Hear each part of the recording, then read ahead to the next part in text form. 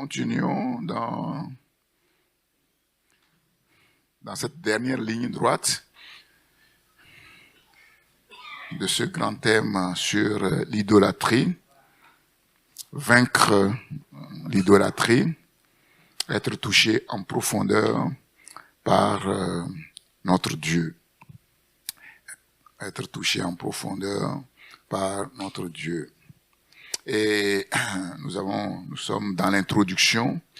Et dans cette introduction, nous avions dit que la transformation profonde de l'être humain se fait au niveau des trois structures fondamentales de la personne, des trois structures fondamentales de l'être humain qui sont l'homme intérieur, le cœur et la conscience. L'homme intérieur, le cœur et la conscience. Et nous avons dit que c'est là où Dieu travaille en profondeur. Et la Bible parle de la transformation en profondeur de l'homme en utilisant ces images très fortes, se dépouiller du vieil homme et revêtir l'homme nouveau, au travers de l'image de la nouvelle naissance. Si un homme naît de nouveau, il ne peut voir, il ne peut entrer dans le royaume de Dieu au travers de la naissance d'en haut, la régénération, la nouvelle création, la régénération, la nouvelle création. Tout cela nous parle de l'œuvre de Dieu qu'il accomplit vraiment en profondeur dans nos vies. Donc nous avions dit aussi que les sciences humaines ont appelé ces trois structures la boîte noire. Et pour cause, cette boîte noire est, comment dirais-je, hors de portée. Hors de portée. Personne ne sait comment elle fonctionne, y compris les spécialistes des œuvres humaines. La psychologie et la sociologie se limitent à étudier les influences de cette boîte noire sur le comportement humain. Mais personne ne sait vraiment ce qu'elle représente, cette boîte noire. Dieu n'a-t-il pas dit le cœur de l'homme, il est pervers. Qui peut le connaître? Personne ne peut le connaître. La philosophie, comme je l'ai dit, quant à elle, a développé la notion de vision du monde.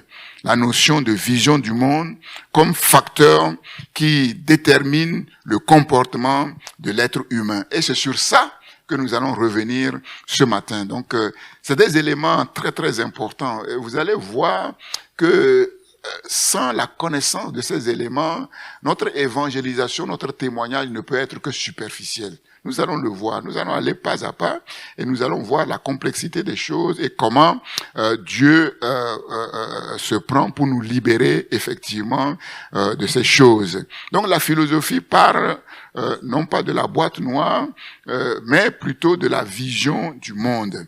Et la vision du monde, c'est un élément fondamental de ces trois structures profondes qui déterminent le comportement de la personne.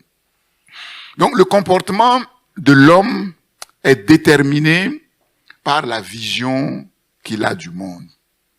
Le comportement de l'être humain, de tout être humain, est déterminé par la vision qu'il a du monde.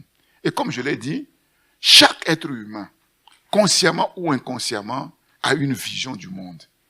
Et c'est en fonction de cette vision-là qu'il fonctionne, qu'il se comporte. Comme c'est des éléments techniques, vous savez que vous pouvez poser des questions à n'importe quel moment, il n'y a pas ni problème.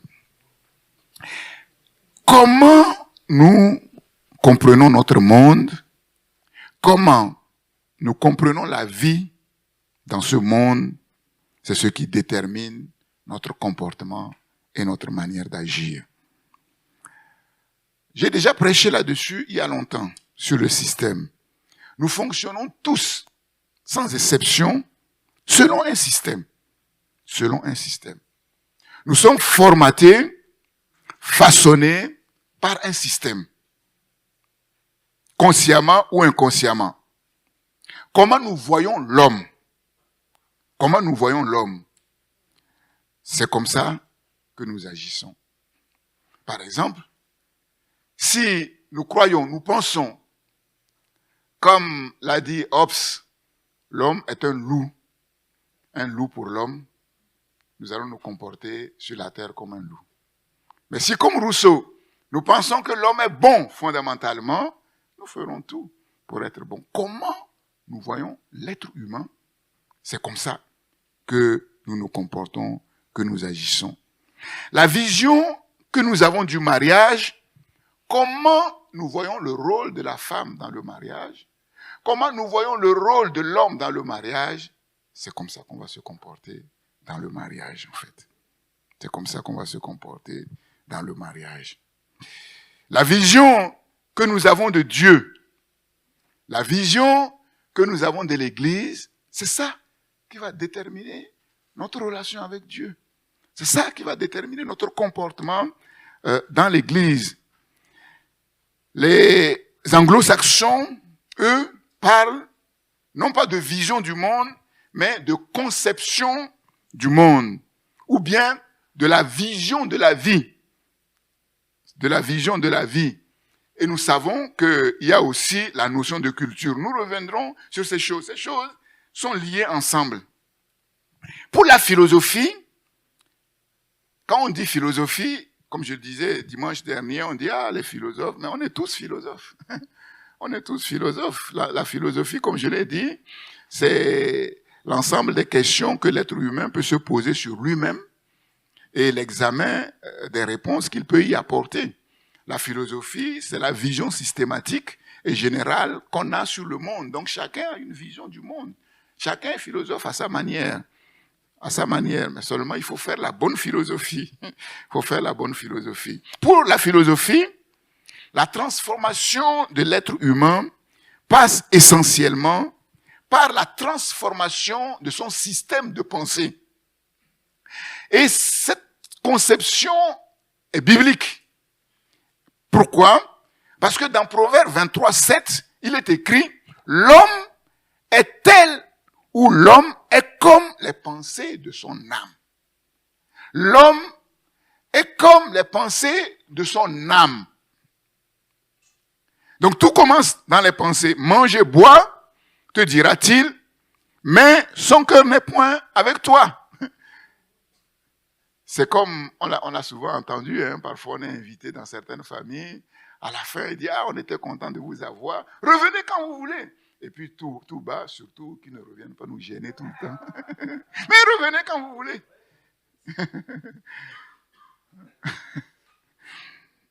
L'homme est comme les pensées de son âme.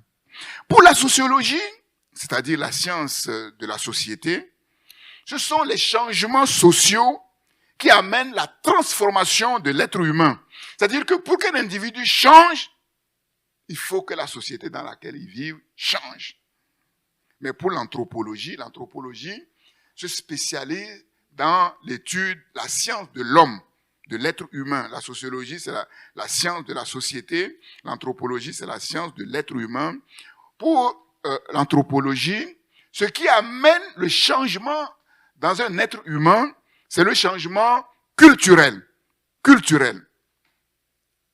L'expression « vision du monde » a connu un grand succès car elle désigne l'aspiration profonde de l'être humain à comprendre son univers et le sens de la vie.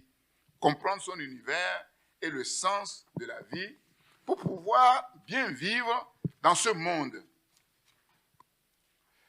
C'est quoi la vision du monde? D'où vient-elle, cette notion de vision du monde? Comment définir cette notion?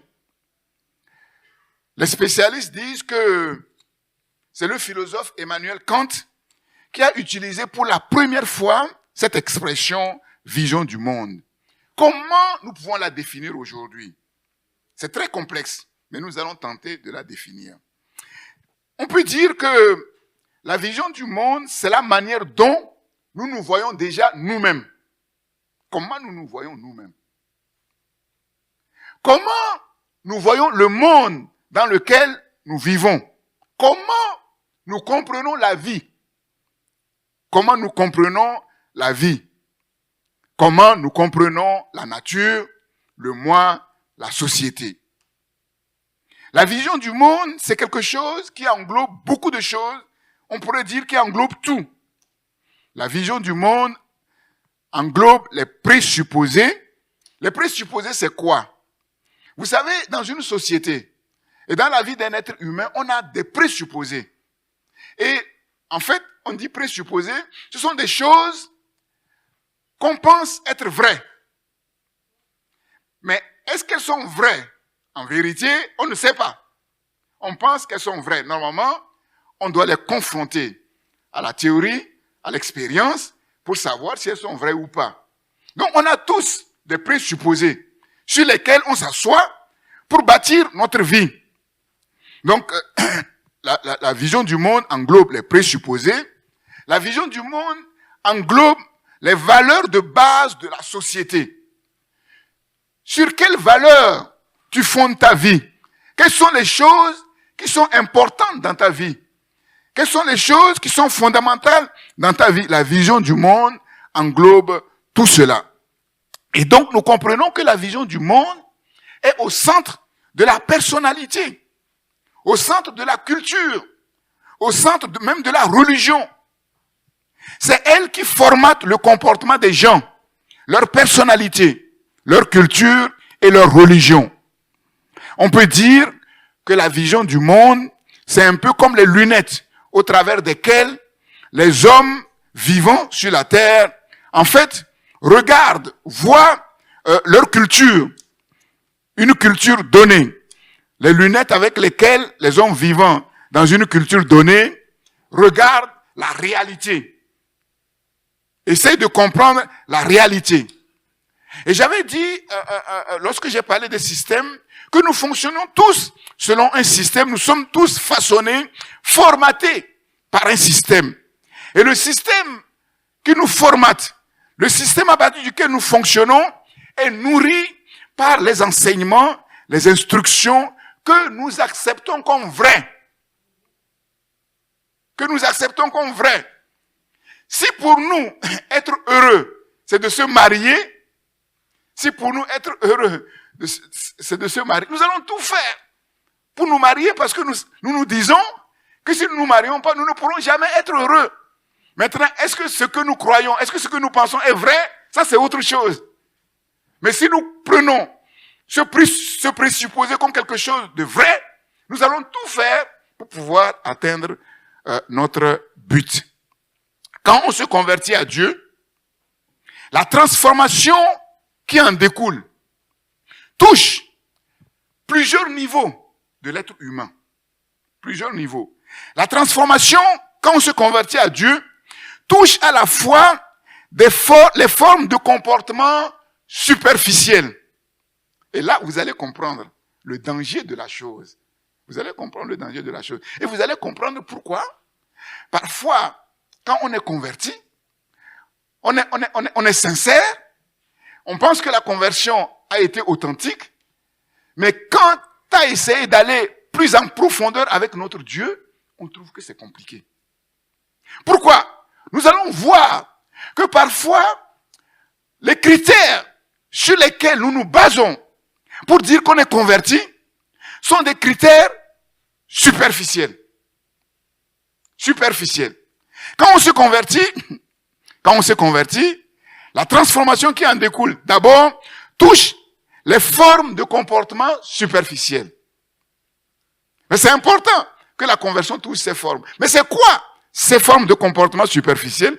C'est ça qui, effectivement, fait un peu trembler. Par exemple, ne plus être alcoolique. Ça, c'est les formes de transformation superficielle. Ne plus fumer. Aller au culte. Aller aux réunions.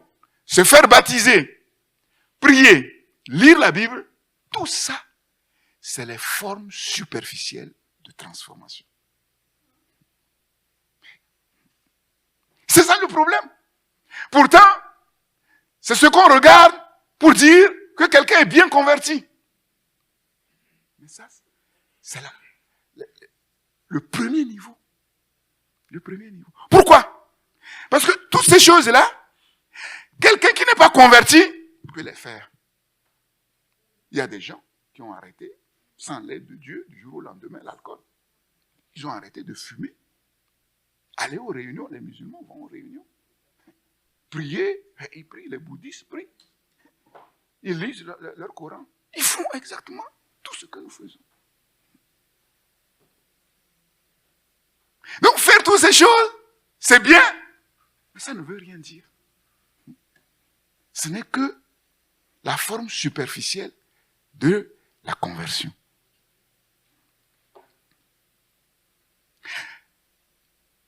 La conversion doit toucher bien sûr ces formes superficielles, mais surtout, elle doit toucher nos croyances et surtout notre vision du monde. Notre vision du monde. Parce que on peut faire toutes ces choses sur la base de l'ancien système dans lequel nous étions. Et je vous ai dit que la chair imite tout ce que fait l'esprit. Tout ce que fait l'esprit, la chair imite. Notre conversion doit toucher ce système. Notre conversion doit toucher notre vision du monde. Mais malheureusement, ce n'est pas le cas pour tous ceux qui se sont convertis. Je vous ai dit que quand je m'étais converti à Dieu, j'ai dit je ne me marie pas. Pourtant, avant ma conversion, le mariage pour moi c'était aussi important. Combien de chrétiens se sont convertis en mettant ça à plat? Combien? Il n'y en a pas beaucoup. Et Dieu m'a dit non, tu n'es pas fait pour être seul. J'ai dit ok. J'ai dit Seigneur, ok, mais je ne veux pas d'enfants parce que c'est compliqué d'élever des enfants.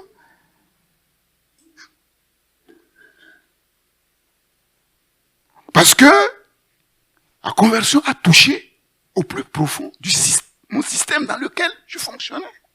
J'ai mis tout à plat. Tout à plat. On chante un cantique, repartir à zéro. C'est-à-dire effacer tout. Il y en a qui se sont convertis, ils ont dit, ah Seigneur, l'année prochaine, je vais me marier. Est-ce que c'est la volonté de Dieu? Est-ce que c'est le plan de Dieu? Et c'est compliqué. Et ça fait des frustrations dans les églises. Dans certains contextes culturels, si tu prêches ces choses-là, on va te lapider. Tu n'es pas spirituel. Oui.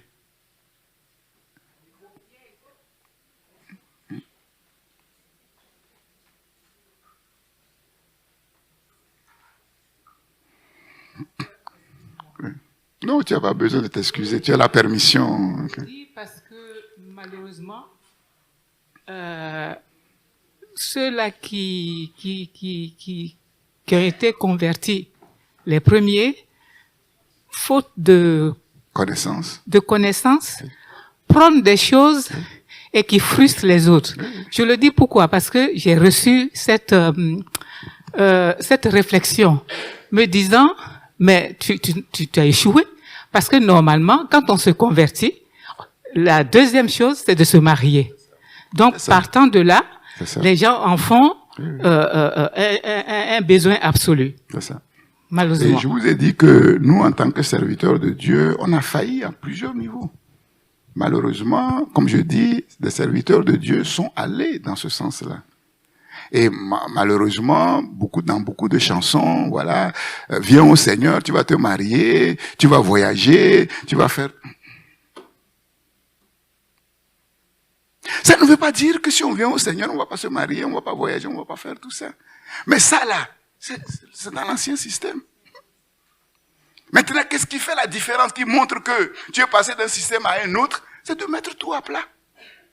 Et repartir à zéro. Avec la volonté de Dieu. Avec le plan de Dieu. Et donc c'est comme ça que aujourd'hui, des mariages ont des problèmes. Parce qu'il y en a qui se sont mariés. Je vous le dis franchement, là, on est entre adultes, hein, se sont mariés simplement parce qu'ils ont peur d'être seuls. Il y en a qui se sont mariés parce qu'ils ont regardé à gauche, à droite, ils ne voient rien. Ils se disent, ah, là, si je vais être compliqué, je vais avoir des exigences, je vais rester seul. Et Et la personne va trouver aussi des chrétiens charnels qui vont l'encourager. Mais depuis que tu es converti, là, comment? Et quand on se marie, mais vous n'avez pas encore d'enfant. Tout ça, mais on se dit, mais... Et c'est dans la maison de Dieu, c'est des chrétiens, c'est pas seulement les païens. Parfois même, dans la famille, il y a des païens qui se sont mariés 3-4 fois, c'est échec. Mais ils vont dire, mais tu n'es pas encore marié. Mais, marié pourquoi? Tu as oublié que toi, tu as fait 4 échecs. Mais c'est terrible. C'est terrible. C'est terrible. On ne s'assoit pas pour réfléchir à la complexité de la chose, pour voir comment on va pouvoir gérer. Effectivement, il faut aller. Il faut aller. Et ça fait des dégâts. Parce que, à la conversion, il n'y a que les couches superficielles qui ont été touchées. Le système n'a pas été touché. La vision du monde n'a pas été touchée. La vision du monde. Je me souviens, mon épouse peut confirmer, notre professeur d'éthique familiale avait dit une chose, ça fait un tollé. Il dit, moi je vous dis la vérité, quand vous devez épouser quelqu'un d'une culture différente, réfléchissez par 2 fois. Oh, on a dit, mais il n'est pas spirituel. Il suffit de la volonté de Dieu. Mais vous allez voir, quand on se marie avec quelqu'un d'une culture différente, il y aura des problèmes. Il y aura des formes de problèmes qu'il faut régler. Déjà, même quand on vient d'un même pays, ce n'est pas évident. Parce que la culture du Nord et la culture du Sud, c'est pas pareil. C'est pas pareil. Tu épouses quelqu'un chez qui les hommes sont tellement à l'aise qu'ils mettent leurs pieds sur la table. Et toi, on t'a dit que non, mettre les pieds sur la table, c'est mauvais. Comment vous allez faire? Comment vous allez faire? Tu épouses quelqu'un à la maison, c'est bisous, bisous, bisous. Alors que chez toi, là, c'est comme les militaires. C'est compliqué. Si la spiritualité, moi j'ai regardé les couples dans le Seigneur qui flanchent. Ce n'est pas parce qu'ils ne s'aiment pas. Non. C'est parce qu'ils sont confrontés, même en s'aimant, à des problèmes devant lesquels ils sont démunis. Parfois, ils veulent faire, mais ils n'arrivent pas. Pourquoi? Il y a un système qui le tient. Et parfois même, ce système-là, il n'a même pas conscience. Il a été formaté dès son enfance par ce système-là. Et il est gouverné par ce système sans se rendre compte. Donc c'est sérieux. De la même manière, tu veux évangéliser quelqu'un. Si tu ne sais pas, tu ne connais pas le système dans lequel, comment tu vas lui parler de manière que tu t'écoutes? Tu vas parler en l'air. C'est pour ça l'apôtre Paul a dit, je me fais tout à tous. Avec les païens, je parle d'une autre manière. Avec les juifs, je parle d'une autre manière. Même dans l'église, moi je ne parle pas à un Martiniquais comme je parle à un Ivoirien, comme je parle à un Togolais. C'est sérieux.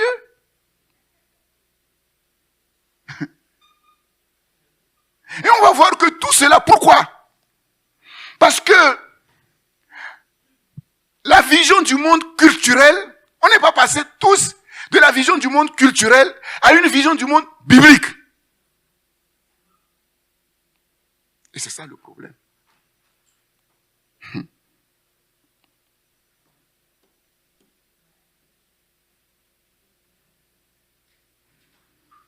La conversion doit toucher les formes superficielles du comportement, mais aussi les formes profondes. Nos croyances enfouies. C'est pour ça que les Juifs, ils demandent quoi? Les Juifs demandent les miracles. Parce que dans leur croyance, Dieu, il doit être tout puissant. Et les Grecs, ils demandent quoi? La sagesse. Parce que dans leur croyance, le Dieu, c'est la sagesse. C'est la sagesse. Donc c'est le système qui les gouverne. C'est le système qui les gouverne. Ça doit toucher les croyances. Et surtout, notre vision du monde est le système qui nous a formatés, qui nous a façonnés. C'est tout ça là que Jésus regarde en disant aux disciples qui l'ont dit, qui peut être sauvé? Jésus dit, mais personne. Personne. Personne ne sait comment fonctionne cette boîte noire. Personne ne sait quel est le système qui gouverne cette boîte noire. Personne. Mais ce qui est impossible à Dieu est possible. Ce qui est impossible aux hommes est possible à Dieu. Il n'y a que Dieu qui peut faire ce travail-là. L'apôtre Paul situe le système de pensée au cœur du combat spirituel. C'est pour vous dire, le système de pensée, tout part de là. Si nous marchons dans la chair, nous ne combattons pas selon la chair, mais les armes avec lesquelles nous combattons ne sont pas charnelles, mais elles sont puissantes par la vertu de Dieu pour renverser les forteresses. Les forteresses qui sont dans les pensées. Nous renversons toute hauteur, les raisonnements et toute hauteur qui se lèvent dans nos pensées contre la connaissance de Dieu. Et nous amenons toute pensée captive à l'obéissance du Christ. Toute pensée captive à l'obéissance du Christ. Tout se passe dans les pensées. Tout se passe dans les pensées. Et c'est le système de pensée qui détermine notre vision du monde. Tout part dans les pensées. Il y a une question? Oui.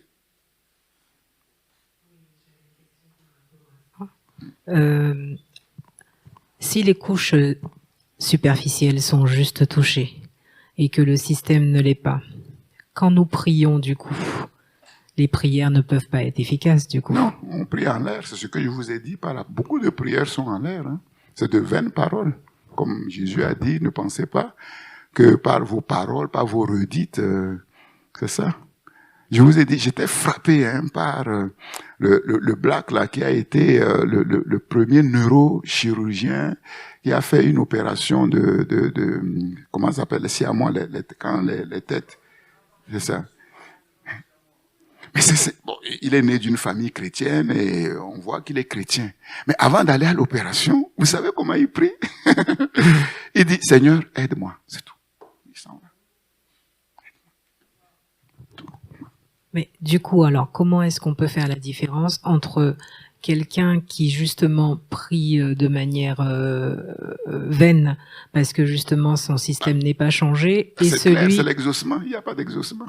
Oui, mais justement, et justement celui qui l'est, mais que c'est pas encore le temps et du coup l'exaucement n'est pas encore là. Non, mais l'exaucement n'est pas là pour certaines choses, pas pour tout.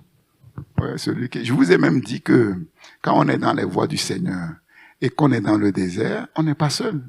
Déjà, Dieu dit à Israël qui était rebelle, dans le désert, est-ce que vos pieds se sont enflés? Est-ce que vous avez manqué d'eau? Est-ce que vous avez manqué de pain? Et vous croyez que celui qui est agréable à Dieu, Dieu va l'abandonner dans le désert? Mais le roi David a dit, tu dresses devant moi, en face de mes ennemis, une table. Non. Il y a toujours des compensations. Et quand vous regardez bien, avant l'accomplissement de la promesse, celui qui a reçu une promesse authentique n'est pas démuni. Il aura toujours le minimum vital. Toujours. Joseph n'était pas encore dans le palais pour régner, mais à la maison de Potiphar, il régnait. Dans la prison, il régnait. C'est ça. C'est ça. Donc on voit toujours la marque de Dieu. On voit toujours l'attouchement de Dieu. C'est ça. Amener toute pensée captive à l'obéissance du Christ, c'est-à-dire conformer toute pensée à la parole de Dieu. J'ai une pensée, je dois la confronter à la parole de Dieu. Cette pensée vient de quoi? Cette pensée vient de qui? Ça vient de Dieu. Si ça vient de Dieu, ça doit être conforme à la parole. Ça vient du diable ou ça vient du moi. De toute façon, moi ou le diable, c'est pareil. Hein.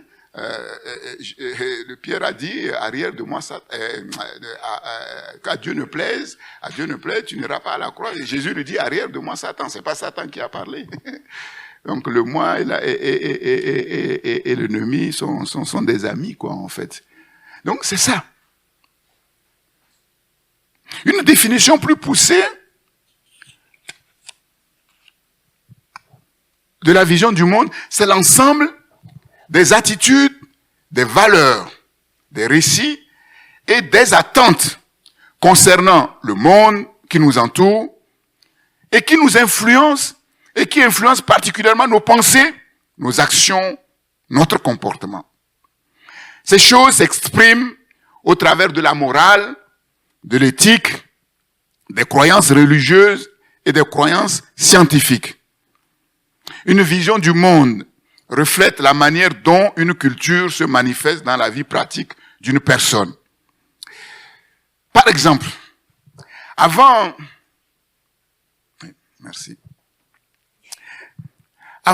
le siècle des Lumières, la vie était marquée, rythmée par l'Église. Avant le siècle des Lumières, quelqu'un le dimanche qui ne va pas à l'église, mais il est bizarre. C'est pas normal. Qu'est-ce qu'il fait à la maison? Pourtant, à l'époque, il travaillait dur. Mais dimanche, tout le monde va à l'église. Et vous, si vous regardez bien, en Afrique, c'est un peu comme ça. Dimanche, tout le monde va à l'église. Voilà, c'est normal, hein? C'est la plupart vont à l'église. Et ceux qui ne vont pas ne sont pas opposés à ceux qui vont à l'église. Donc aujourd'hui, c'est exactement le contraire. Et on a l'impression que ça a toujours été comme ça. Non. Non. À l'époque, la culture était différente. La culture était complètement différente. La manière de penser, les valeurs étaient complètement différentes. Donc, avant le siècle des Lumières, la vie était marquée, rythmée par l'Église. Les monarchies absolues. C'est-à-dire, à l'époque, il y avait à la tête des États une reine ou un roi. Une reine ou un roi. C'est ça qu'on appelle la monarchie. La vie était rythmée, marquée par les ecclésiastiques, c'est-à-dire les chefs religieux. On les écoutait, c'était eux, les grands, qui orientaient les vies, qui déterminaient les vies. La vie était marquée par les guerres de religion, les inquisitions, les répressions, c'est-à-dire la répression par l'Église de tous les hérétiques. Tous ceux qui ne croyaient pas, tous ceux qui étaient hérétiques, il fallait les tuer. Et ça a duré du XIIIe au XVIe siècle. Ça a fait des dégâts. Les inquisitions. Les excommunies.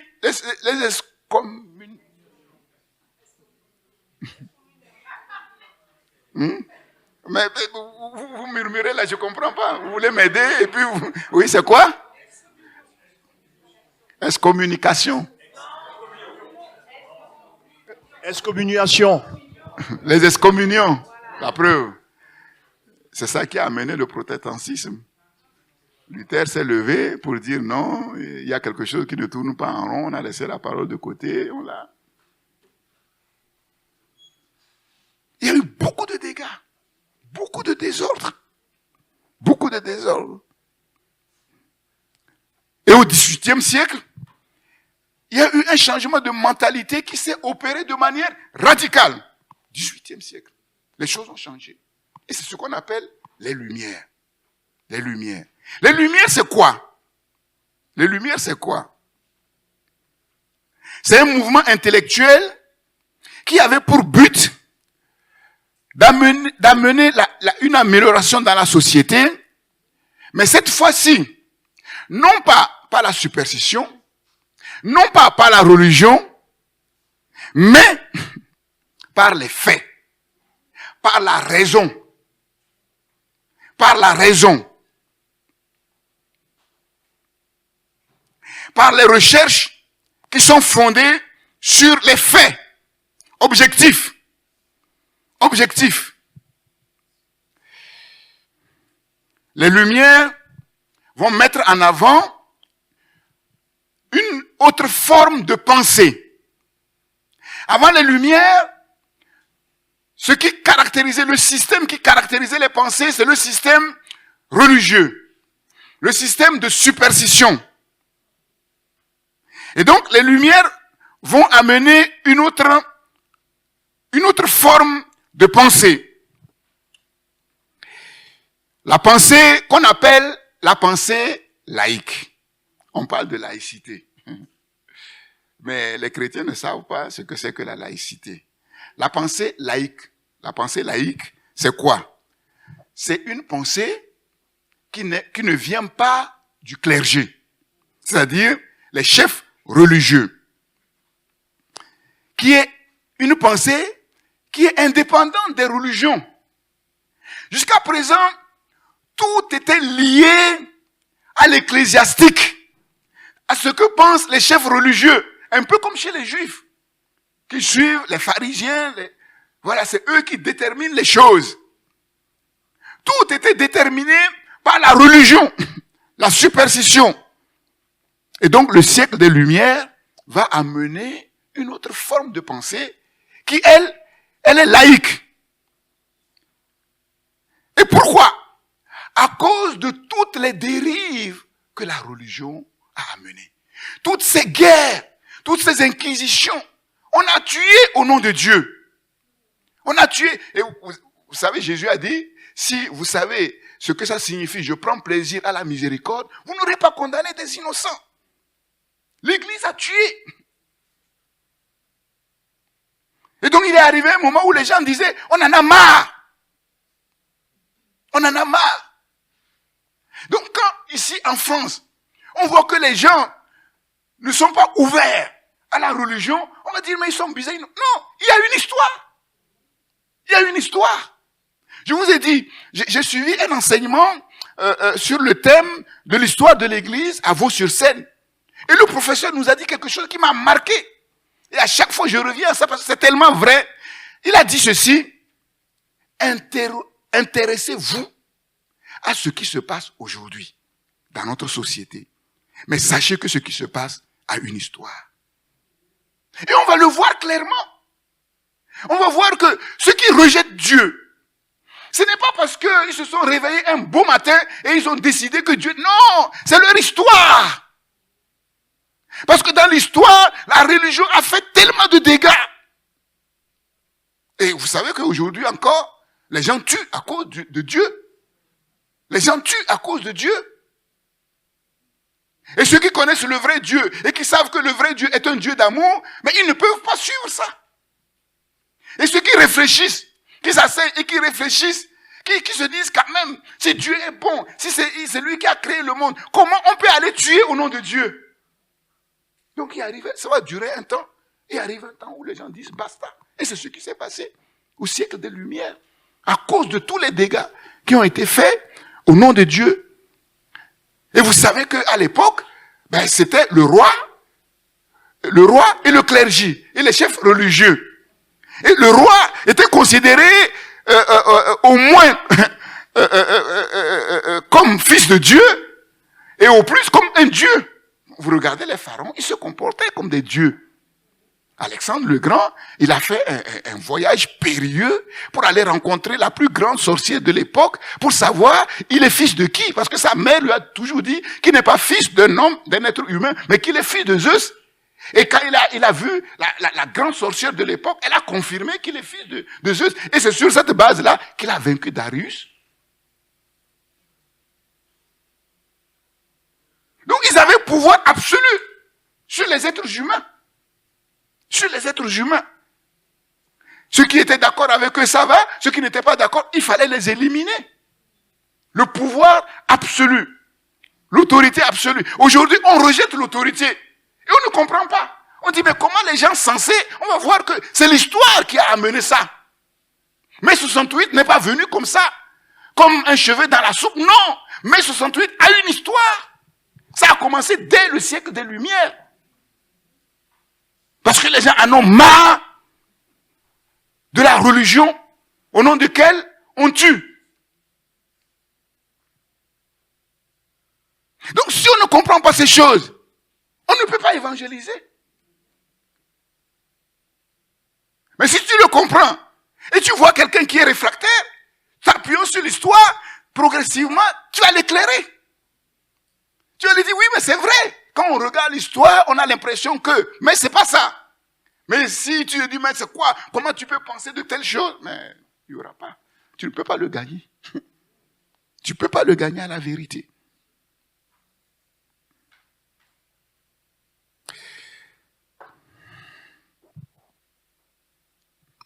Donc, les Lumières ont mis en avant une autre forme de pensée, et c'est la pensée laïque, C'est-à-dire que c'est comme si désormais tout être humain était libre de penser, ce qui n'était pas le cas avant.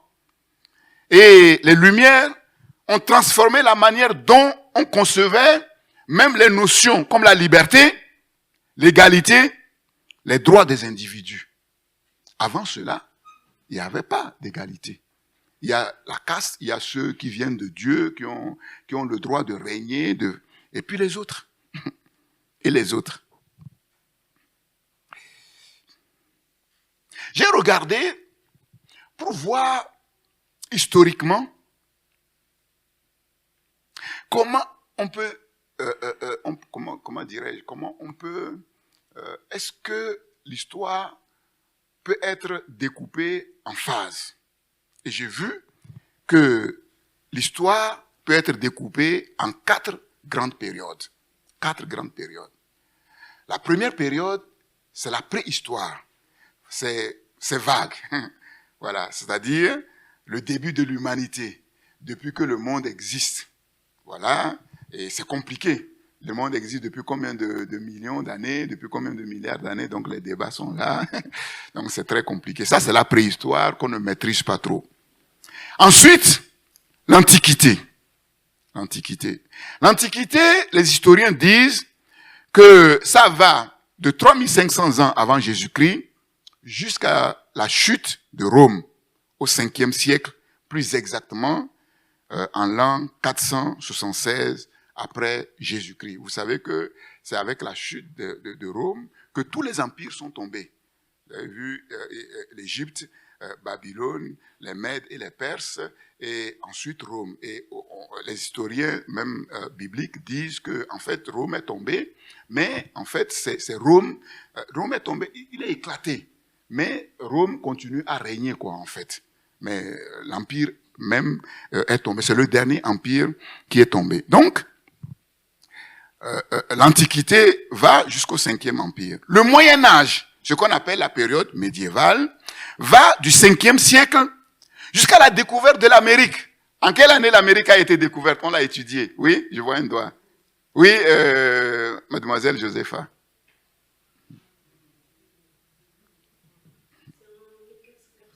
Bien sûr, très bien, on l'acclame. Le 12 octobre 1492, c'est curieux, hein? Donc on a des dates comme ça, on a l'impression que bon, c'est des événements capitaux. Donc le Moyen-Âge va du 5e siècle, depuis la chute de l'Empire romain, jusqu'à la découverte de l'Amérique par Christophe Colomb en 1492. Et après le Moyen-Âge, les temps modernes. Vous avez vu le film de Charlie Chaplin, les temps modernes. Les machines, tout ça là. Les temps modernes. Les temps modernes vont de 1492 jusqu'à la Révolution française. Quelle année? Oui, la même championne. C'est plus facile. 1789, bravo. 1789. C'est cette période qu'on appelle le modernisme. Le modernisme, les Lumières. Les Lumières. Et la dernière époque, la dernière grande époque, c'est l'époque contemporaine qui va de 1789, de la Révolution française, jusqu'à aujourd'hui, hein, qu'on connaît un peu sous la forme de post-modernisme. Post-modernisme. Donc, vous voyez, la préhistoire, l'Antiquité, la période médiévale, c'est vraiment la période médiévale qui était sombre, quoi, en fait. Ensuite, les temps modernes et l'époque contemporaine avec ce qu'on appelle le post-modernisme. La vision médiévale était que l'univers était organisé de manière hiérarchique, pyramidale, hiérarchique avec Dieu au sommet. Donc voilà pourquoi, dans cette période-là, tout le monde allait à l'église. Voilà, c'est comme ça que la société était organisée, c'était la vision du monde médiéval.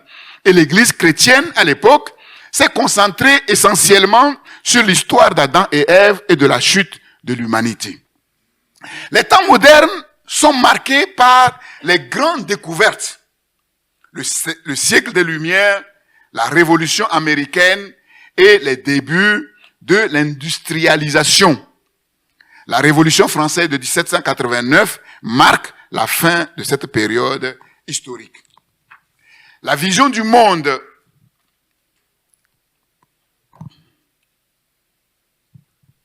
considère les individus comme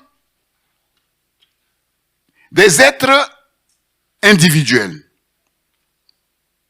dotés du droit de déterminer leur propre destin. Jusque-là, tout était régi par Dieu, Inch'Allah. Tout était régi par Dieu. C'était un peu le fatalisme. Le fatalisme. Oui, c'est ton destin.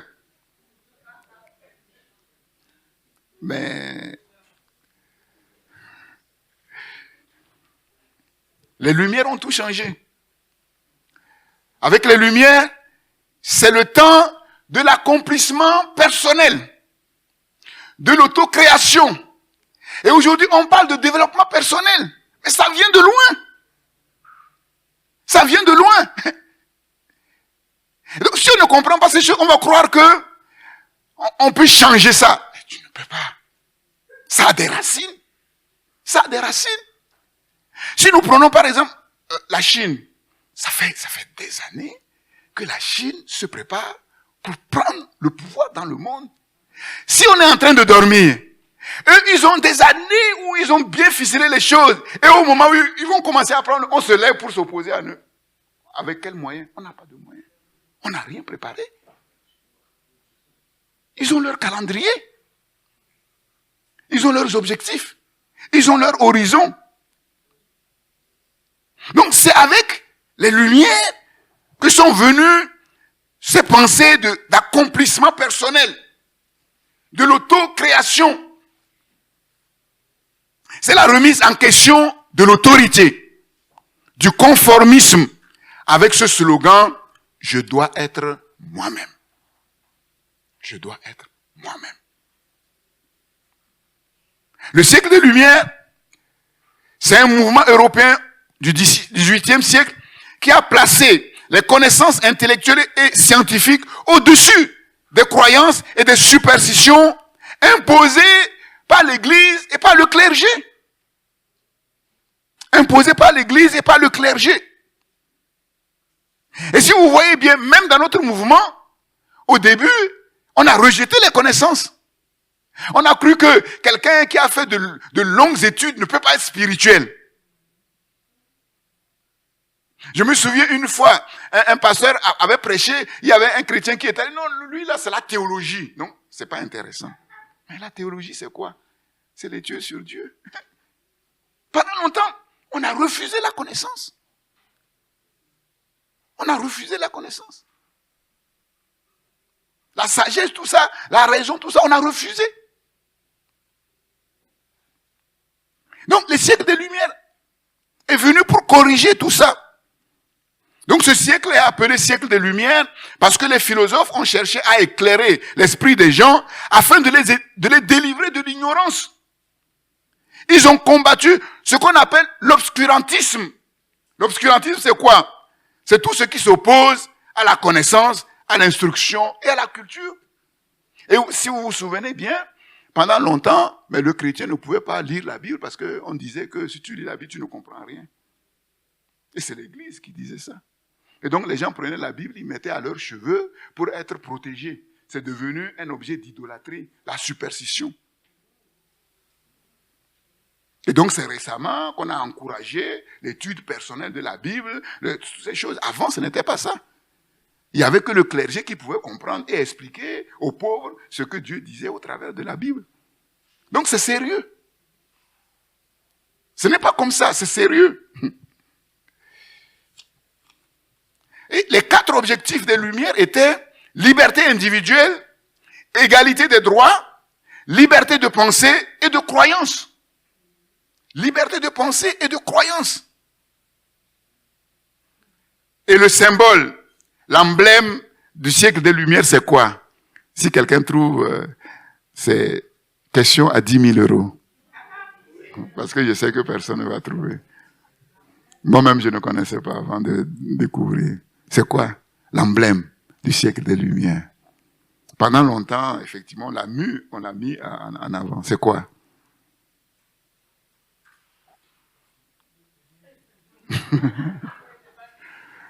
C'est ça. Mademoiselle Josepha, lève-toi.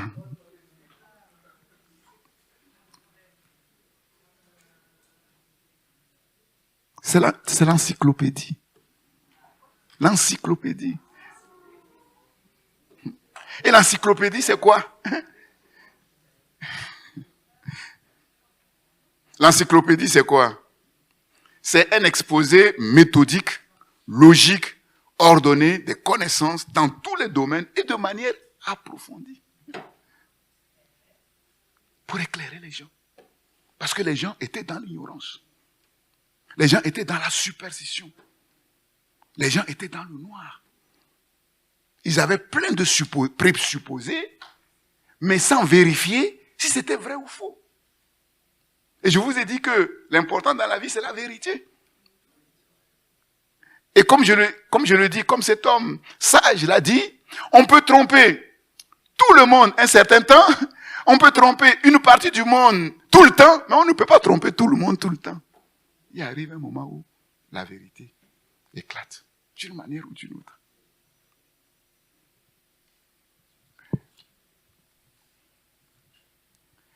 Les déclarations des droits de l'homme, c'est en quelle année?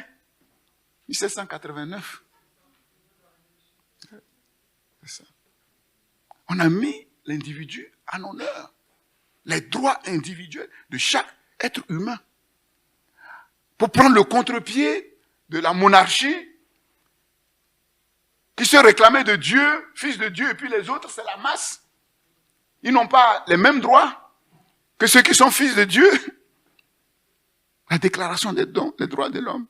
Et cette déclaration, elle a été inspirée de l'indépendance américaine en 1776 et de l'esprit des Lumières. Et la déclaration des droits de l'homme a rejeté la tyrannie, la superstition, la cruauté, la persécution au profit de l'ouverture d'esprit. Donc vous comprenez pourquoi, quand nous évangélisons et nous disons Jésus est le chemin, la vérité et la vie, les gens disent non, vous êtes intolérants. Il se base sur quelque chose. Il n'y a plus de vérité absolue.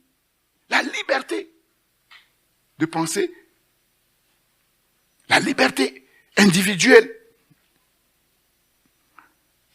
l'ouverture d'esprit, le libéralisme, la raison, l'humanitarisme, le devoir des gens de promouvoir le bien-être humain.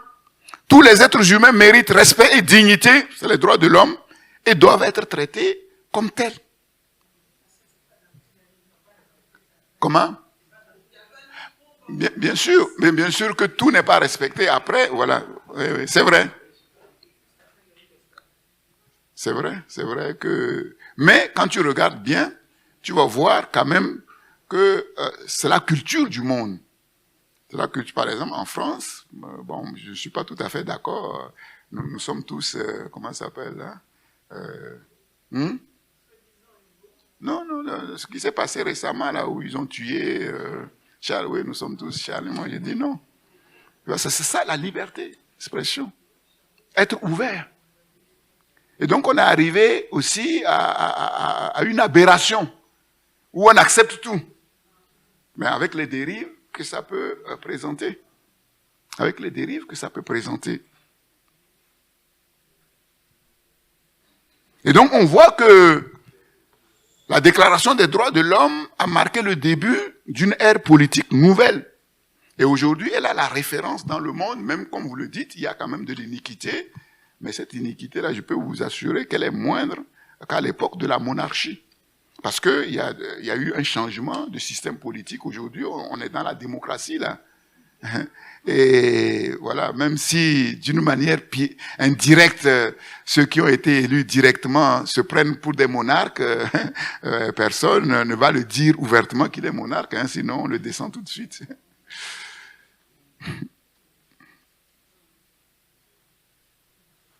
Et donc après cela, le postmodernisme. Le postmodernisme, c'est la remise en question, la remise en cause de la pensée moderne dont l'origine remonte aux Lumières. Une remise en question des vérités dominantes du modernisme. Et qu'est-ce que le modernisme? Quelle est la vision du monde, du postmodernisme? Ils disent que nos connaissances actuelles ne peuvent pas être universellement vraies. Et c'est dans ça qu'on est là. Nos connaissances actuelles ne peuvent pas être universellement vraies. Il existe probablement plusieurs vérités. Et il n'y a pas de vérité absolue. C'est ça. Il n'y a pas de vérité absolue. C'est ça, le postmodernisme. Il n'y a pas de vérité absolue. Donc ça, nous devons l'avoir en esprit quand nous parlons à des gens qui sont imprégnés de cette culture. C'est ça. Aujourd'hui, on voit, je vous ai dit, sur Google, on ne sait plus c'est quoi la vérité. Il n'y a plus de vérité. Chacun a sa vérité. Chacun a sa vérité. Fake news, pour qui? Voilà. Pas pour celui qui a posté ce fake news. C'est pour ceux qui... C'est sérieux. C'est dans ça qu'on est. Donc ça a une histoire. Ça a une histoire, oui.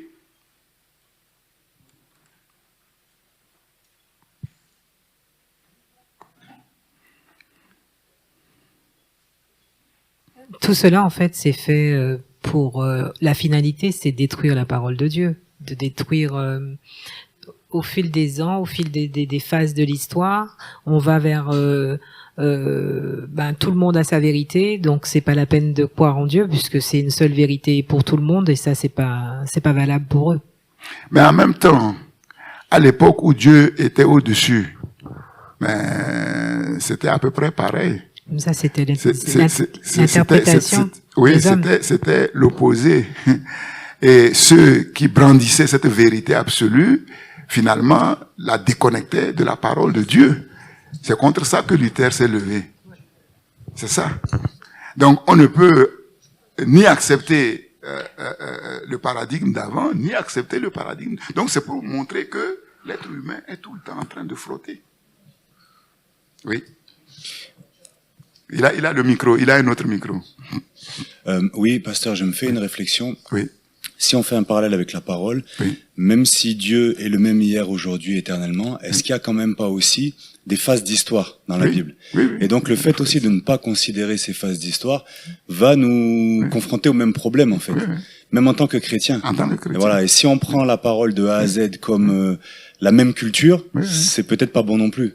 Et qu'il faut discerner les différentes cultures et les phases dans la parole. C'est pour ça qu'il faut situer le texte dans le contexte. Exactement. C'était ça l'idée. Et notamment aujourd'hui, on voit avec, par exemple, l'interprétation qu'Israël a aujourd'hui de la parole et de Dieu. On sent que c'est déconnecté et que c'est comme si c'est une culture obsolète qui était pour un temps. C'est ça. Donc bon, on va avancer. Vous allez voir. Pour le moment, on est en introduction et on va comprendre pourquoi. Je vous ai dit au début que quand je regarde un peu, ce que je vois, c'est que le problème se trouve dans la conversion. Ce n'est pas que les gens n'ont pas été sincères à la conversion. Ils ont été sincères, mais ils ne se sont pas bien convertis. Ils se sont convertis superficiellement. Et ils ont regardé les aspects superficiels pour fonder leurs critères de conversion. Donc ça ne peut pas marcher. C'est ça le problème. C'est pour ça que j'ai dit être touché en profondeur. Il faut que cette structure de fond soit touchée. Et c'est le but de Dieu. C'est l'œuvre de Dieu. Quand on dit Jésus n'est pas venu pour rafistoler. Jésus est venu pour une révolution. Jésus est venu pour donner naissance à un homme nouveau. Ce n'est pas prendre l'ancien et le nouveau. On ne peut pas mettre le vin nouveau dans les vieilles outres. On ne peut pas. C'est pas possible. Donc, il y en a qui se sont convertis, mais le problème c'est que les autres n'ont pas été changés. Et donc, après, ça ne va pas. Ça ne va pas. Ça ne va pas.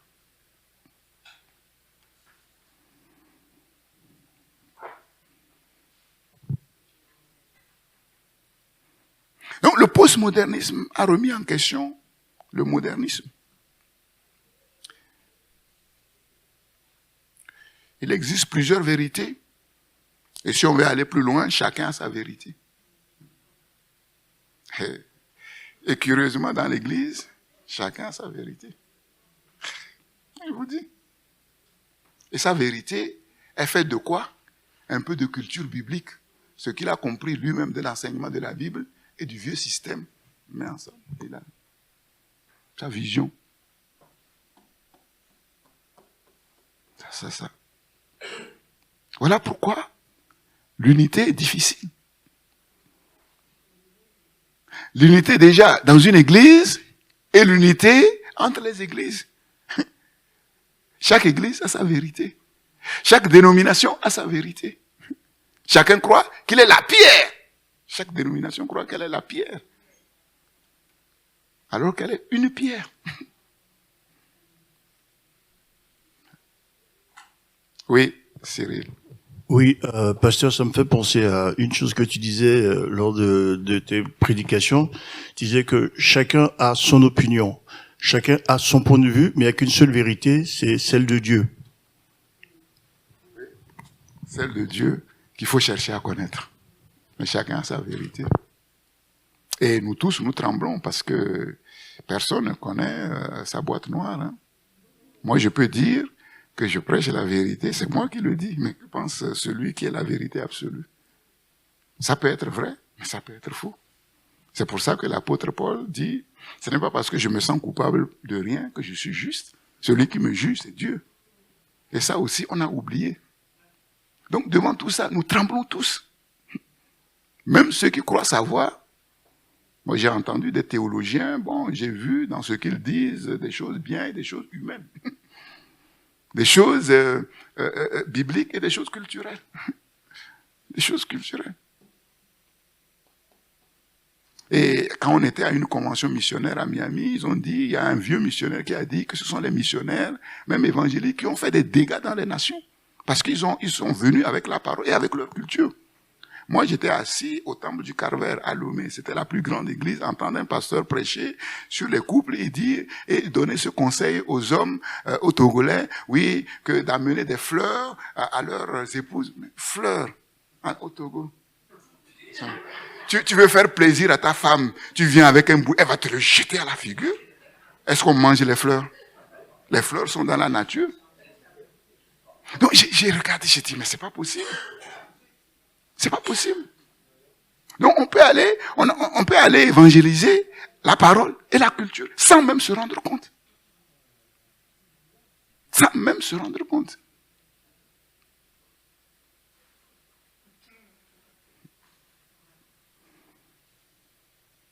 L'histoire du postmodernisme comme phénomène social a commencé aux États-Unis dans les années 70. Et son apogée dans les années 80-90. Bon, maintenant, on ne sait pas quoi. Il y a autre chose, certainement, qui va venir. La Bible dit, 2 Corinthiens 5, 17, si quelqu'un est en Christ, il est une nouvelle création. Les choses anciennes sont passées, voici, toutes choses sont devenues nouvelles. Sont devenues nouvelles. Cependant, quand on se convertit au christianisme, on se convertit avec notre vision du monde. Formaté, façonné par notre culture. Mon comportement dans la vie dépend, comme je l'ai dit, de ma vision du monde qui est formatée par ma culture. Les choses ne deviennent pas instantanément nouvelles. Toutes les choses anciennes ne passent pas de manière instantanée. Oui. Oui, pasteur, c'est à la fois pertinent et profond. En même temps, ça m'emmène à poser la question de savoir, est-ce que la culture n'aurait pas un impact sur finalement, je dirais pas la Bible, mais la spiritualité? Parce que là, visiblement, oui, voilà, c'est plutôt ça. Si, effectivement, la conversion n'a pas amené la parole de Dieu à toucher en profondeur ces structures-là, il y a la culture.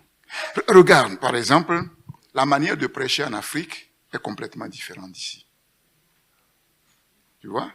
Donc quelqu'un qui quitte l'Afrique, qui vient là, il va se dire, mais le pasteur là, qu'est-ce qu'il raconte? Il ne comprend pas. Il ne comprend pas. Et s'il ne comprend pas, c'est parce que il a reçu la parole culturellement. La prédication a été avant tout culturelle. Et vous allez voir que tout le monde prêche pareil. Dans beaucoup d'églises, tant qu'il n'y a pas la prophétie, mais il n'y a rien. Parfois, prophétie, on n'ouvre même pas la parole. On n'ouvre pas la parole. Donc quelqu'un qui arrive dans une église où il n'y a pas de prophétie, il est perdu. C'est culturel. C'est pas spirituel. Il n'est pas gouverné par l'esprit de la Bible, il est gouverné par l'esprit de sa culture. S'il était gouverné par l'esprit, il serait à l'aise partout où il va. Tant que la parole est prêchée. Il y a des pentecôtistes, ils écoutent un baptiste, ils vont dormir, ils vont ronfler bien. Parce que les baptistes, quand ils prêchent, ils mettent la forme de côté. Et les baptistes, quand ils écoutent quelqu'un prêcher, ils veulent savoir, est-ce que Dieu lui a parlé? Si Dieu lui a parlé, qu'est-ce qu'il lui a dit de nous dire? Mais ils ne regardent pas la forme. Vous croyez que notre Dieu, là, quand il parle, là, il va s'agiter? Mais non. Mais non. Mais nous, il faut que ça s'agite pour qu'on voit que Dieu est là-dedans. Donc, c'est pas normal. C'est pas normal. Jonathan et Steve, vous étiez avec moi lors de l'enseignement là sur la sagesse. Vous avez vu comment il prêchait? Mais il disait des choses sérieuses. Et même des grands disaient, bon, on soumet, on a fait des recherches, mais on soumet à votre appréciation. Personne ne disait qu'il venait avec la vérité absolue. Donc les gens écoutaient pour savoir qu'est-ce qu'il a à nous dire. Pas pour être distrait par la tonalité de la voix, par des histoires ou par autre chose. Notre Dieu n'est pas comme ça. Dieu n'est pas comme ça. C'est un roi. Et vous voyez un roi s'agiter. Un roi parler à ses sujets en s'agitant, en criant. Et non, personne ne va le prendre au sérieux. Et quand le roi parle, il parle doucement. C'est toi qui dois faire tout pour comprendre, pour essayer de canter. Et si tu ne comprends pas, c'est ton problème. C'est ça. Donc on est resté, on est allé dans les formes. On est allé dans les formes. Le pentecôtisme a sa culture, les baptistes ont leur culture, tout ça là, c'est ça. Oui. Oui, pasteur, pour être sûr de comprendre, ce que je crois comprendre dans ce que vous dites, c'est que le fait d'être une nouvelle créature et la conversion, c'est pas de balayer la culture. Parce que la culture aussi, à la base, est donnée par Dieu. Dieu a donné une diversité de cultures. Maintenant, comme tout le reste, la culture a été pervertie. Et dans ce que vous disiez, c'était, une fois que je me convertis, je passe toute ma culture au crible. Je passe toute la culture au filtre et je regarde qu'est-ce qui a conservé parce que à l'origine, ça vient de Dieu. Qu'est-ce qui a été perverti et je ne le garde pas. C'est ça. Quand il est dit dans la Nouvelle Jérusalem que les nations apporteront leur gloire à Dieu, on pense que c'est la culture qui a été sanctifiée. Parce que c'est la diversité. Tu vois, c'est la diversité qui fait que la culture, effectivement, a été pervertie et il faut maintenant la regarder dans les lunettes de la parole pour savoir ce qui est bon, ce qu'on doit aligner sur la parole et ce qu'on doit rejeter, quoi, en fait. C'est ça. C'est pareil, la personnalité. Est-ce qu'il y a une personnalité spirituelle? Non. Il y a des personnalités diverses. Voilà. Ça, c'est toutes les facettes de la grande personnalité universelle du Christ. Chacun reflète un peu cette personnalité. Chez certains, on va voir plus la foi, d'autres on va voir plus l'amour, d'autres plus de compassion, plus de ceci en fonction de leur appel, parce que aucun ne peut avoir tout ça. Il n'y a que Christ qui a eu tout ça en même temps. C'est ça. Oui, Hervé. Oui, juste une petite question. Est-ce que, en définitive, dans la vie chrétienne, on peut occulter, en fait, totalement la culture de l'individu? Si je me réfère effectivement à Paul qui disait que je me fais tout à tous, Est-ce que quelque part aussi, la culture, ce n'est pas le vecteur par lequel le message aussi passe, quelque part? Oui, dans un premier temps. Seulement, on va le voir. Il faut que ma vision du monde passe de la vision culturelle à la vision biblique. C'est ça. Il faut que ma vision du monde passe de la vision culturelle à la vision biblique. Et ça ne peut se faire qu'au travers des enseignements de la parole de Dieu. Donc, à partir du moment où on laisse la parole de Dieu faire son travail, elle sanctifie. De telle manière qu'elle purifie la culture d'une personne comme la personnalité d'une personne de tout ce qui est négatif pour mettre en valeur ce qui vient de Dieu. Parce que chaque culture a reçu une grâce particulière pour participer au bien-être universel. Les Africains, les Blacks ont reçu quelque chose, les Blancs ont reçu quelque chose. Si vous voyez bien, les Blacks, c'est plus le côté humain, ici, c'est plus le côté efficacité. C'est ce qu'on voit. Mais les deux sont importants. Le côté humain seulement, on voit le côté humain en Afrique sans l'efficacité, ça donne quoi? Ça donne de l'assistanat. Et c'est pas bon. C'est pas bon. Et ici, le côté efficacité sans l'humain, ça donne quoi? Ça donne l'égocentrisme, l'égoïsme, l'iniquité, l'inégalité. Tu vois? Donc, on doit tous, chacun, c'est comme dans l'église, hein? Chacun doit amener le don personnel particulier que Dieu lui a donné. Et c'est dans la mesure où chacun amène ces dons-là qu'on a tous ce dont on a besoin pour s'épanouir. Il n'y a pas un qui va amener tout, quoi, en fait. C'est ça.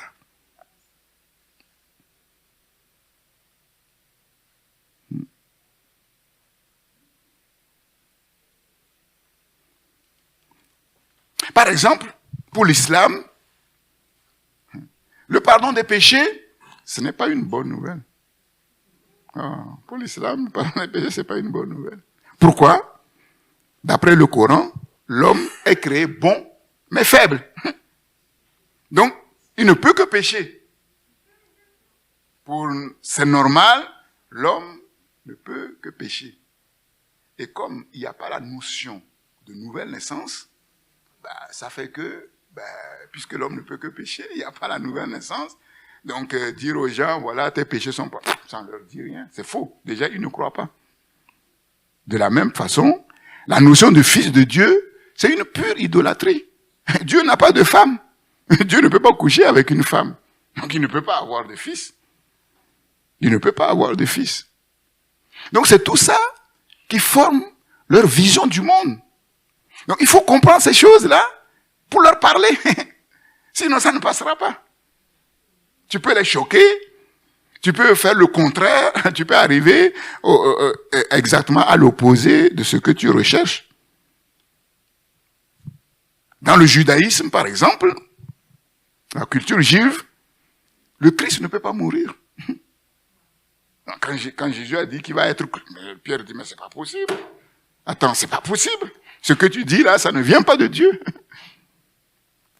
Le Christ, il est venu avec tout pouvoir, c'est l'homme par excellence qui va mettre tout le monde par terre, qui va appeler. C'est pas possible qu'il meure comme tu le dis là sur une croix, c'est pas possible. Personne ne peut être plus grand qu'Abraham pour les Juifs. Jésus dit avant qu'Abraham soit, je fus. Mais c'est le plus terrible des blasphèmes. On ne peut pas accepter ça. On ne peut pas accepter ça. Dieu seul, pour les Juifs, peut pardonner les péchés. Oh, tes péchés sont pardonnés. Non, il va trop loin. Pour que vous sachiez que le Fils de l'homme a le pouvoir de pardonner les péchés sur la terre. Je te l'ordonne, lève-toi et marche. Jésus était obligé de démontrer sa puissance. Lève-toi et marche. De la même manière, tout ce qui est enfoui en nous, dans notre système, qui s'oppose à Dieu et que nous ne savons pas cette forteresse-là, parfois la parole est prêchée et il y en a qui disent non, moi je ne suis pas d'accord. Je ne suis pas d'accord. Je ne suis pas d'accord. On rejette. On ne dit pas, ouvertement, je ne suis pas d'accord, mais on a zappé, on a passé à autre chose. Qu'est-ce qu'il raconte là? Qu'est-ce que le pasteur est en train de raconter? Donc c'est sérieux. Et on a vu là où ça a amené Pierre. Au plus bas. Au plus bas. Notre vision du monde ne change pas d'un coup, instantanément, à la nouvelle naissance. Tout dépend de quelle manière on s'est converti et de la profondeur de notre conversion. Et même quand la conversion est radicale, comme ce fut le cas de Paul, tout n'était pas réglé à la conversion. Tout n'était pas réglé à la conversion. Paul le dit lui-même. Cependant, la conversion devrait nous faire passer d'une vision du monde culturel à une vision du monde biblique par le moyen de l'enseignement de la parole. Et si on met les enseignements de la parole de côté, notre vision du monde ne pourra jamais changer. Et vous voyez tous les problèmes que ça a posé au début de notre mouvement, où on ne s'est pas focalisé sur les enseignements, où on n'a pas encouragé les chrétiens à prendre des notes, à revenir sur les notes, à tirer profit vraiment des enseignements qui sont donnés, comme il est écrit dans la parole de Dieu, les premiers disciples, ils persévéraient dans les enseignements des apôtres. On ne l'a pas fait. Parce qu'on a mis le focus sur autre chose, sur la puissance. Sur la puissance. Pas sur les enseignements de la parole. Pas sur la compréhension de la parole. Je vais terminer. On rapporte ce témoignage de Jean Calvin, le grand réformateur, qui a prêché lors de son séjour à Genève, plus entre 2500 et 5000 sermons en parcourant toute la Bible. Pendant un temps. Le résultat, c'est que curieusement, on a remarqué que la vision du monde des Genevois a changé avec ces enseignements. Sans qu'ils ne se rendent même compte. Seulement en écoutant et en prenant au sérieux les enseignements qui leur ont été donnés, leur vision du monde a changé. Comment? Par les enseignements de la parole. Et je vais terminer. Seule la parole de Dieu peut transformer une vision du monde culturel en une vision du monde biblique. Car la parole est vivante et efficace, plus tranchante qu'une épée quelconque à double tranchant, pénétrant jusqu'à séparer âme et esprit, jointure et moelle. Il n'y a que la parole de Dieu qui peut pénétrer dans cette boîte noire. Voilà. Il n'y a que la parole de Dieu. Il n'y a que la parole de Dieu. Donc tout dépend de notre relation, encore une fois, avec les enseignements de la parole. Tout dépend de la vérité des enseignements qui sont donnés. On peut prêcher de bonnes choses, mais si on ne donne pas aux gens ce qu'on doit leur donner pour que la parole de Dieu entre dans cette boîte noire et fasse son travail, rien ne va changer. Rien ne va changer. Est-ce qu'il y a des questions pour terminer?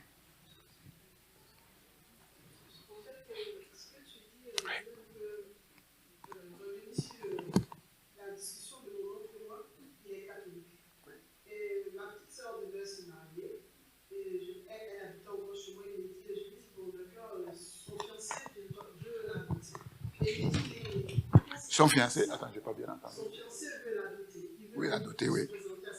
Oui. Il me dit, mais c'est pas possible. Elle habite chez toi. Comment est-ce qu'on peut venir doter une femme qui est chez toi? Qui est chez toi? Elle ne va pas faire la cuisine. Elle ne va pas d'abord essayer pour voir si elle est bonne à marier. C'est sa vision du monde.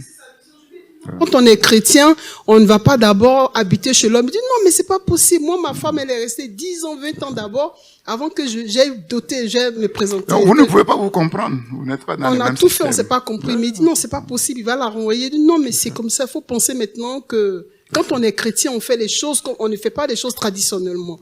Donc, c'est... Donc, déjà, tu vois, avec cet enseignement, tu ne devrais pas rentrer là-dedans parce que tu sais que ça ne passera pas.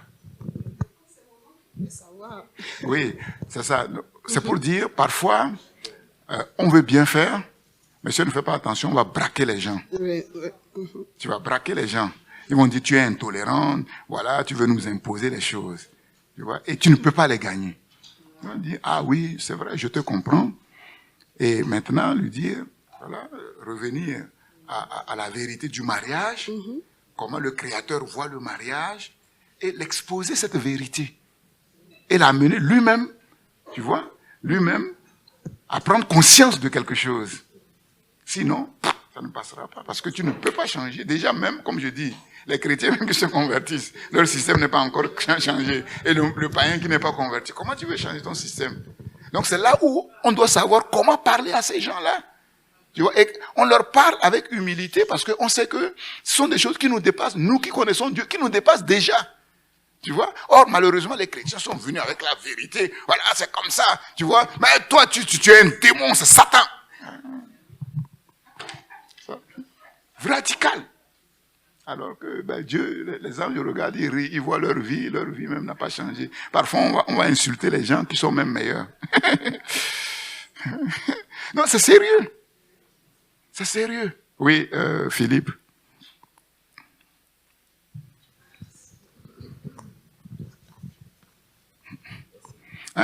Je vous ai dit, la vie est très compliquée. Dieu veut nous la faciliter. Si on ne comprend pas, on va s'empêtrer dans les complications. On ne s'en sortira pas. On ne s'en sortira. C'est pas possible. Oui, Philippe. Oui, en fait, c'était une réflexion par rapport à l'importance de la culture. Oui. En regardant la Bible, on voit que même les premiers chrétiens, quelqu'un comme Pierre, il a eu beaucoup de mal à se libérer de sa culture. Hein. On de sa vision du monde. Voilà, avec Corneille. Et après, plus tard, dans Galates, Paul s'oppose à lui parce qu'il refuse de prendre de manger avec des païens, parce que intrinsèquement, en tant que juif, il n'a jamais, en fait, il a eu du mal. Pour ne pas choquer les juifs de la Galatie. Voilà ça. Et donc, en fait, on voit que même avec les premiers chrétiens, c'était difficile. Donc, c'est vraiment un enjeu important. Le concile de Jérusalem. Oui. Avec Acte 15, oui, effectivement. Donc, on voit vraiment que c'est très sérieux et c'est des choses sur lesquelles on ne fait pas attention.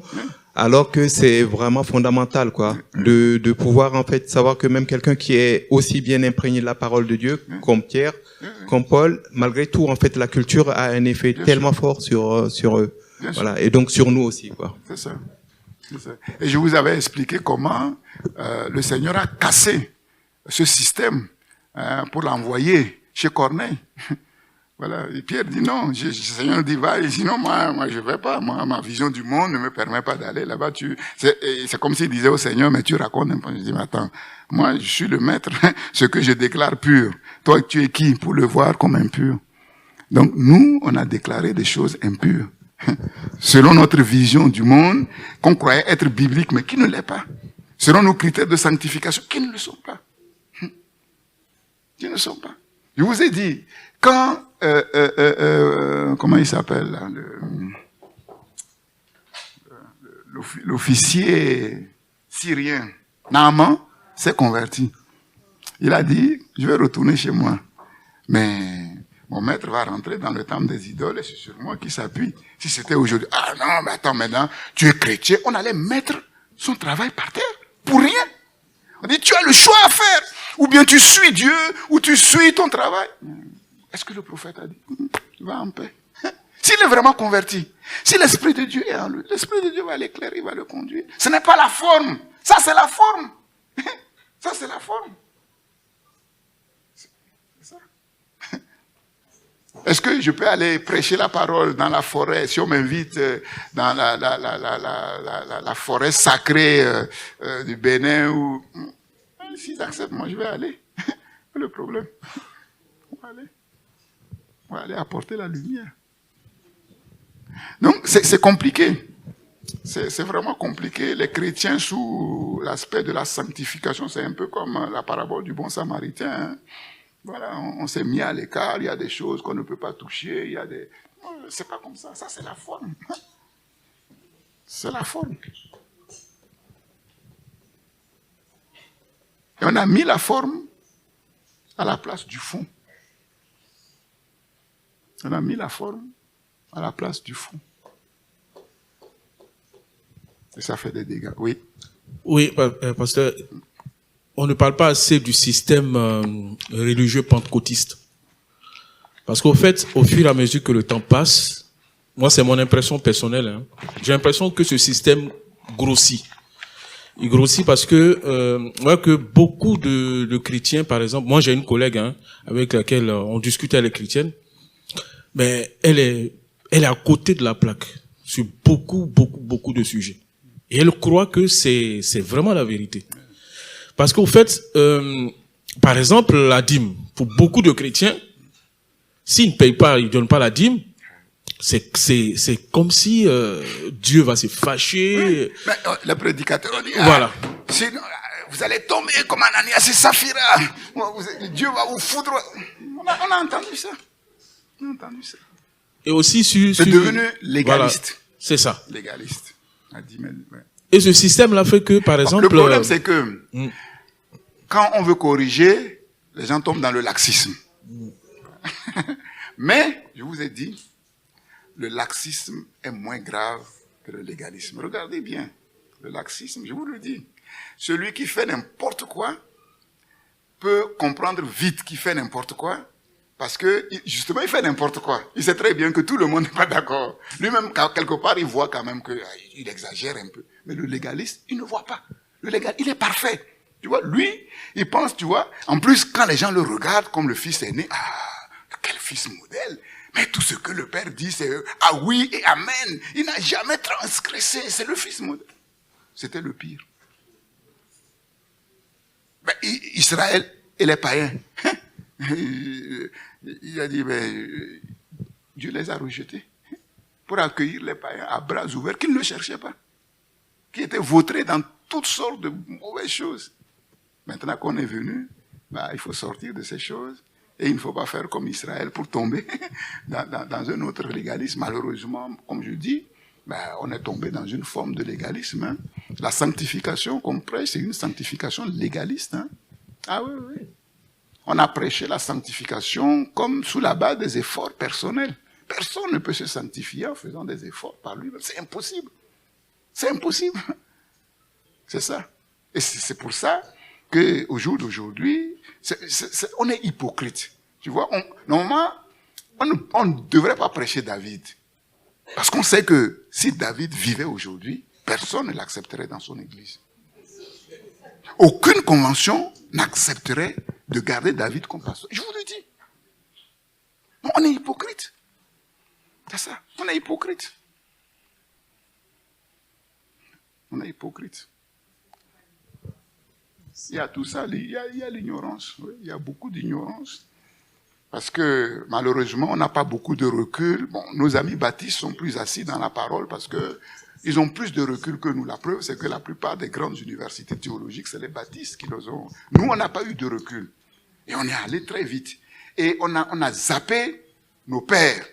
Tu vois, ceux qui étaient pionniers du pentecôtisme, on n'a pas suivi leurs traces. On n'a pas suivi leurs traces. Très rapidement, c'était des hommes humbles. Hein. Très rapidement, c'est les têtes d'affiche. Mais ça n'a rien à voir avec ceux qui ont été les pionniers. Et pourquoi les têtes d'affiche? Parce qu'on a zoomé sur la puissance. C'est tout. C'est tout. Si on écarte la puissance, il ne peut pas avoir de tête d'affiche. C'est impossible. C'est impossible. Donc c'est ça. Mais on a du mal à faire comprendre ça. On a mis en avant les dons spirituels et on a occulté le fruit de l'esprit. Si on avait mis en avant le fruit de l'esprit, il n'y aura jamais de tête d'affiche. Parce que ce seraient des hommes. Celui qui aime, on ne le voit pas. Dans notre société, tu es trop gentil, on va t'insulter. Bon, je ne vais pas dire le mot trop gentil, tu n'es rien, quoi, en fait. Oui. Je voudrais revenir sur la culture. Moi, dans ma culture à moi, on fait les fêtes de génération où on doit cotiser. Même n'étant pas au pays, on donne quand même. Donc, ma petite sœur, après moi qui est décédée, elle ne donnait pas étant malade. Donc, du coup, après son décès, on ne voulait pas l'enterrer. Donc, il fallait que je donne quelque chose, voilà, pour qu'on puisse l'enterrer. Donc, je voudrais savoir si c'est bien fait ou pas, vu que c'est culturel. Donc, bon, je sais pas. Comme je dirais, si je dois répondre comme le prophète qui a répondu à Naaman, mais fais selon ta conscience. Si tu as l'Esprit de Dieu en toi, ça ne veut rien dire. Tu vas cotiser ou ne pas cotiser, ça ne veut rien dire. La question c'est pourquoi tu cotises. Voilà. Si effectivement, bon, le fait de faire une tontine pour ne pas se retrouver au dépourvu, quand il y a un mort pour savoir comment l'enterrer, ce n'est pas mauvais en soi. Maintenant, est-ce qu'il y a d'autres choses qui sont cachées derrière, qui sont liées, tu vois, à la sorcellerie ou tout ça? Bon, si ta conscience, tu vois, si ta conscience ne te reproche pas par rapport à ça, bah, il n'y a pas de problème parce qu'en soi, il n'y a rien de mauvais. La tontine, il n'y a rien de mauvais en ça. C'est une forme de communautarisme, quoi, en fait. Donc, il n'y a rien de mauvais. Donc, sur ces questions-là, voilà, c'est toi, selon la lumière que tu as de la connaissance de la parole et selon ce que ta conscience te dit, voilà, tu fais, il n'y a pas de problème. Comme j'ai dit tout à l'heure que ce qui caractérise l'Afrique, c'est le communautarisme, c'est l'humanisme, on essaie de s'entraider au maximum. Ici, c'est individualiste, hein, il faut prendre toi des assurances, voilà. Mais en Afrique, il n'y a pas ça. Il n'y a pas les assurances. Il n'y a pas les assurances. Parfois, on a regardé certaines choses comme diaboliques pour rien du tout. Pour rien. Et ce qui est diabolique, on ne le voit pas. Malheureusement, ce qui est diabolique, on ne le voit pas. On voit le diable partout alors qu'il ne peut pas être partout. Et parfois, quand il est là, on ne le voit pas. Est-ce qu'il y a d'autres questions?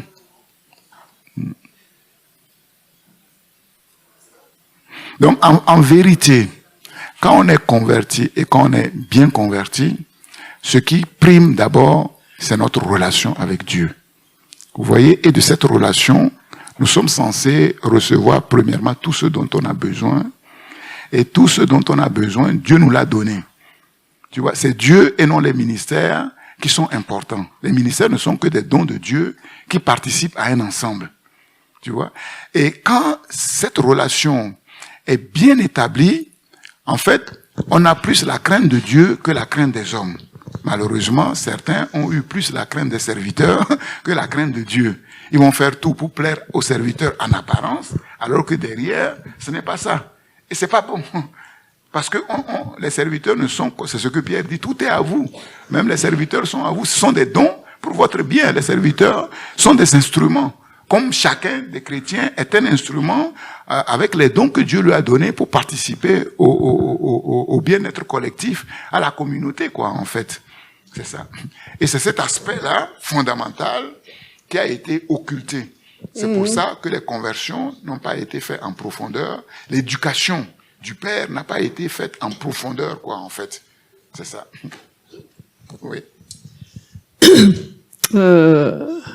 Pasteur, j'ai une question qui m'interpelle dans tout ce qu'on entend, ce qu'on reçoit. Comment discerner, tout en ayant des connaissances basées sur la vérité, on n'est jamais sûr vraiment qu'on est sur la vérité fondamentale. Comment on sait si on fait le bien ou le mal et à quel moment on peut discerner ça?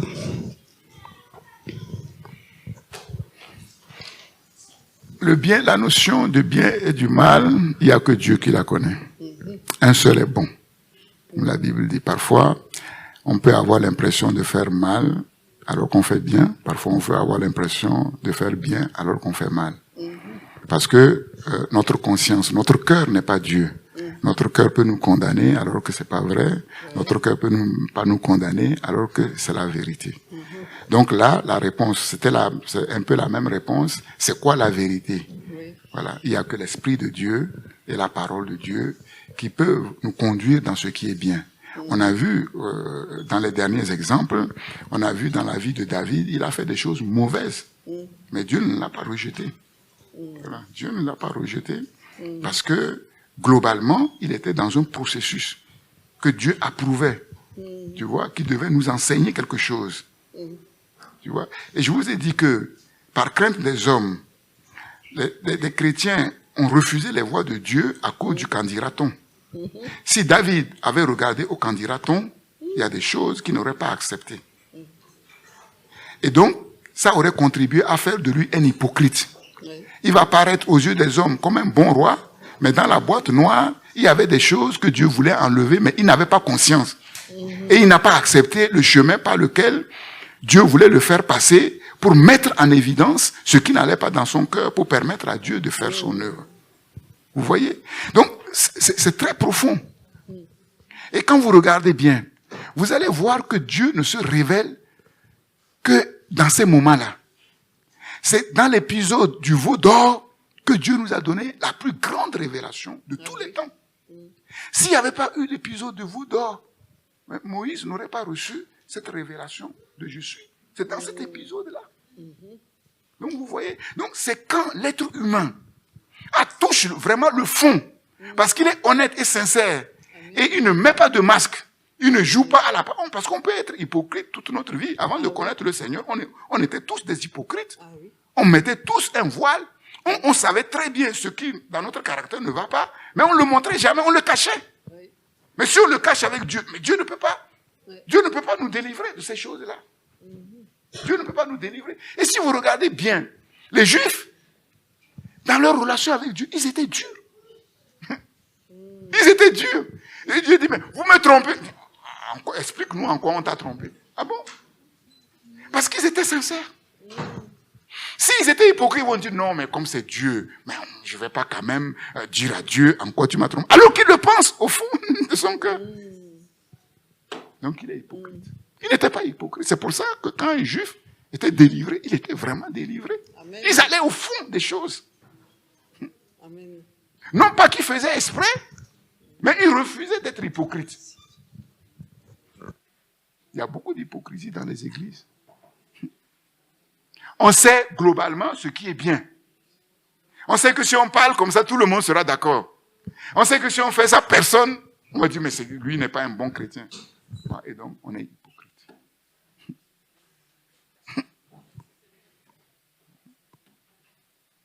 Si on est hypocrite, le cœur n'est pas sincère. Et la bonne semence ne tombe que dans un cœur sincère. Parce que on a peur du qu'en dira-t-on. Le regard des autres est plus important que le regard de Dieu. Alors que c'est l'inverse. Alors que c'est l'inverse.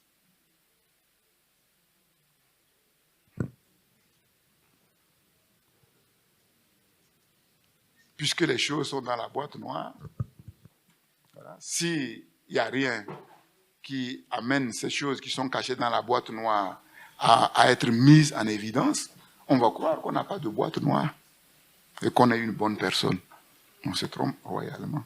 Parce qu'en apparence, on fait des choses en apparence correctes, qui ne choquent personne. Voilà. Et on cache son jeu, quoi, en fait. À la maison, on est une autre personne. Au travail, on est une autre personne. À l'église, on est une autre personne. Donc, ça ne peut pas marcher. Ok, on va se lever. Remercier le Seigneur, le Dieu de grâce et de miséricorde, pour ses enseignements. Seigneur notre Dieu, Père, merci pour ta lumière, Seigneur. Dieu, nous sommes là comme des petits enfants devant toi, comme des ignorants, devant cette grande lumière, devant cet océan qui nous dépasse infiniment, ces choses qui nous dépassent infiniment. Parfois, nous croyons savoir, Seigneur, comme notre père Job, il croyait savoir. Et il a dit des choses, il était persuadé qu'il avait raison, il était persuadé qu'il était juste jusqu'à ce qu'il te voie et qu'il reconnaisse vraiment qu'il a parlé des choses qu'il ne connaissait pas, qui le dépassent infiniment. Il a dit, mon oreille avait entendu parler de toi, mais maintenant mes yeux te voient, Seigneur. Donne-nous, au travers de ces enseignements, de te voir vraiment, de te rencontrer face à face, comme Jacob, Seigneur, oui, à Péniel, voir la face de Dieu pour être éclairé et pour être délivré, pour ne pas être comme Jacob, Seigneur. Nous avons tous, comme je l'ai déjà dit dans cet enseignement concernant Jacob, quelque chose de Jacob en nous, qui fait que on se justifie facilement. On trouve toujours de bonnes raisons pour nous justifier, Seigneur. Oh Dieu, qu'il n'en soit pas ainsi. Nous ne voulons pas faire n'importe quoi, mais nous voulons nous laisser conduire par ton esprit, par ta parole, dans le cadre de ta miséricorde, dans le chemin qui nous permet de te rencontrer, dans le chemin qui nous permet de voir qui nous sommes vraiment et de nous laisser faire, Seigneur, oh Dieu. Oui, nous avons besoin d'être touchés en profondeur. Oui, parce que nous vivons dans un monde, oui, de plus en plus superficiel, où il n'y a plus de vérité. Chacun a sa vérité, Seigneur. Ô Dieu de gloire, ce qui va faire la différence, ce ne sont pas de vaines paroles, Seigneur. C'est que nous puissions venir avec autre chose.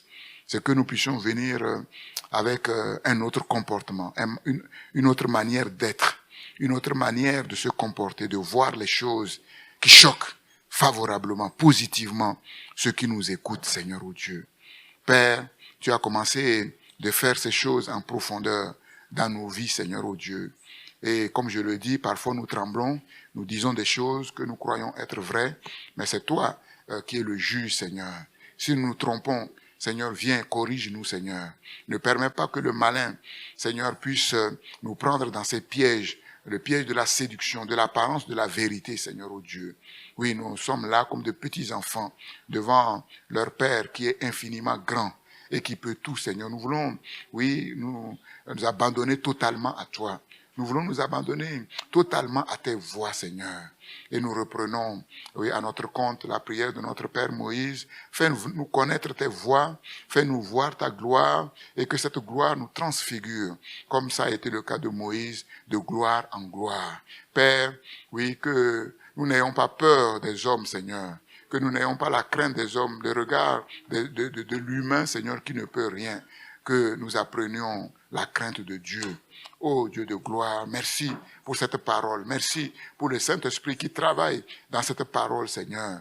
Oui, qu'il puisse ouvrir cette boîte noire, Seigneur, et qu'il puisse agir, oui, comme il doit agir.